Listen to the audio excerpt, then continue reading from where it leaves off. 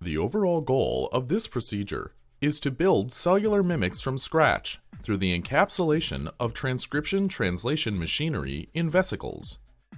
This is accomplished by first preparing a thin lipid film.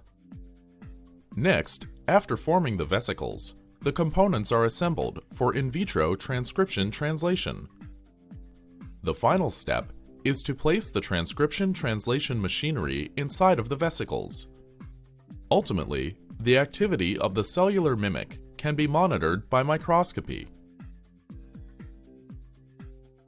The main advantage of this technique over other existing encapsulation methods, such as water and oil emulsions, microfluidic devices, or a water and oil to vesicle conversion process, is that this method is easy, inexpensive, and yields robust vesicles with permeability properties that are well suited for the construction of cellular mimics that exploit genetically encoded protein function.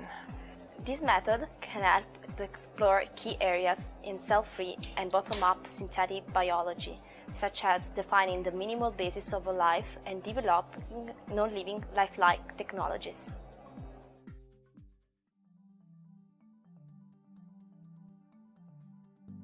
To make a thin lipid film, begin by dissolving POPC in chloroform at a concentration of 40 mg per milliliter. Then, aliquot 12 micromoles of POPC into a 5 milliliter round bottom flask. Next, use a circular clip to securely attach the flask to the distillation tube of a rotary evaporator. Then, using setting 6, start a strong, steady